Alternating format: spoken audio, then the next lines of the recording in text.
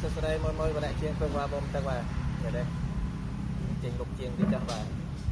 នេះឈុតឆ្នាំងប្រភេទទីទឹកមួយបាទដង8ម៉ែត្របាទរៀបចំជូនបងប្អូនខាងស្រុកមងរិស័យខេត្តបាត់ដំបងបាទអរគុណច្រើនមែនតើបងប្រុសបាទសម្រាប់ការជឿជាក់ទុកចិត្តមកលើផែនម្នាក់ជាងធ្វើqua bomទឹកបាទនេះឈុតបន្តគាត់គឺប្រភេទឆ្នាំងទីទឹកមួយបាទមានសំណាញ់មាននៃការពារសម្រាមមកស្អាតជូនបងប្រុសបាទប្រភេទកកាច់បាទនេះขนาดទីទឹកដង8ម៉ែត្របាទ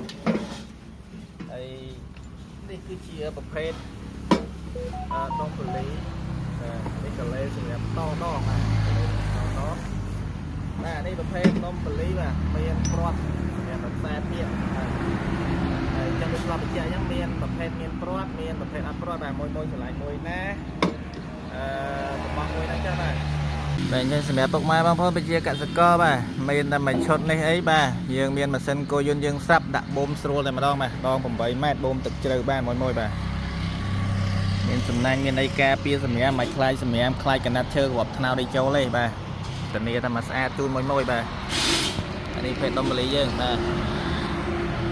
ដង5បូក3កលេ2កាច់បាទធានាទឹកខ្លាំងជូនមួយបាទមិនឲ្យខកបំណងទេយកទៅទឹកមិនខ្លាំងដូចជាងបច្ចេកហ្នឹងដាក់អីវ៉ាន់មកវិញជូនលុយវិញគ្រប់ចំនួនបាទ